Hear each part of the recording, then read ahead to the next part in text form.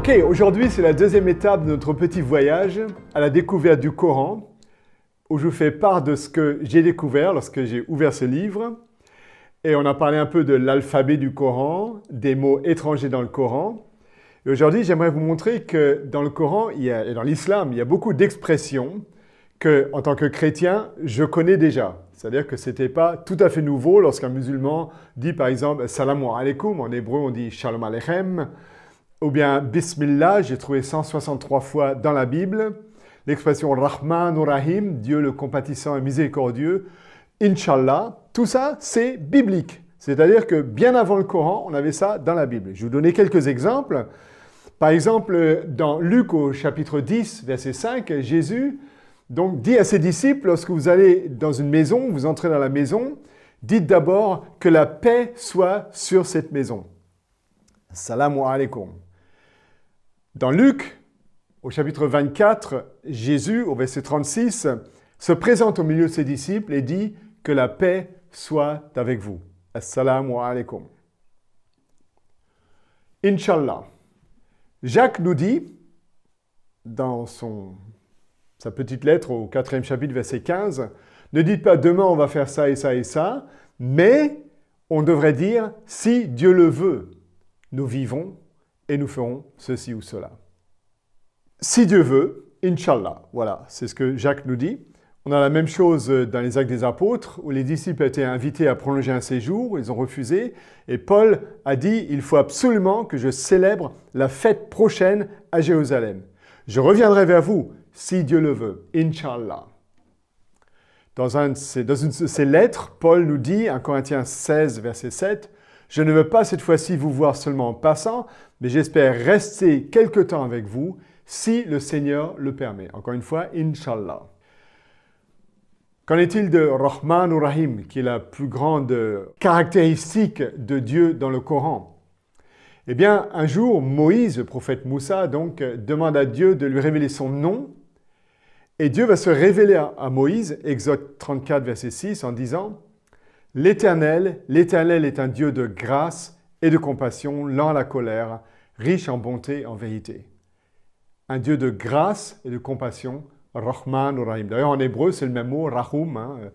On a le même mot qu'en arabe. Jacques, encore une fois, au chapitre 5, parle de la persévérance de Job. Ayyub, donc le prophète qui a beaucoup souffert, et il dit « Nous disons heureux ceux qui persévèrent ». Vous avez entendu parler de la persévérance de Job, et vous avez vu la fin que le Seigneur lui a accordée, car le Seigneur est plein de tendresse et de compassion. Encore une fois ici, le Seigneur est Rahman ou Rahim.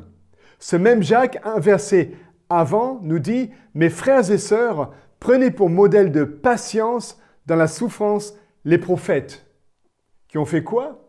Qui ont parlé au nom du Seigneur. Bismillah. Et quelques versets plus tard, donc ça c'est Jacques 5, 11 et Jacques 5, 14, Jacques nous dit si quelqu'un est malade, qu'il appelle les anciens de l'Église et que les anciens prient pour lui en lui appliquant de l'huile au nom du Seigneur. Bismillah. Donc vous voyez que rien dans le livre de Jacques, en quelques pages, nous avons Inch'Allah, Rahman ou Rahim et 2 fois Bismillah. Juste dans ce petit livre de Jacques. Et puis il y a toutes les autres expressions que les musulmans emploient, Allahu Akbar, qui est employé très souvent dans les cultes des chrétiens de l'Orient. La ilaha illallah, 16 fois dans la Bible. On y reviendra bien entendu, puisque c'est un grand sujet, l'unicité de Dieu. Alhamdulillah, Rabb wa alamin, Sirat Mustaqim. Toutes ces expressions, on va les retrouver dans le langage chrétien, le langage biblique et le langage liturgique de l'Église.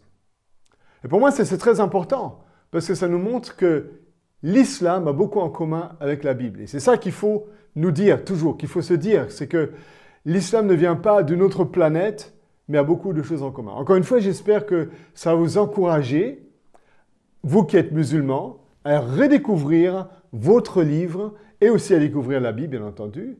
Et à vous les chrétiens, c'est une invitation à redécouvrir votre Bible et à jeter un coup d'œil dans ce Coran que nous découvrons ensemble dans ces émissions. La prochaine fois, nous allons continuer en jetant un coup d'œil sur les histoires que nous avons dans la Bible. Et dans le Coran, des histoires en commun, des histoires sont-elles différentes, etc. Ça va être passionnant. Vous allez voir que le Coran nous parle en fait de tous les prophètes. Et bien sûr qu'on ne va pas traiter ça d'une seule fois, sans nous prendre des semaines et des semaines, d'aller parmi ces histoires de Adam et Ève jusqu'à Jésus, jusqu'aux apôtres. Alors, n'oubliez pas de vous abonner si vous ne l'avez pas encore fait et de mettre un petit like avec votre pouce en haut si vous aimez cette émission.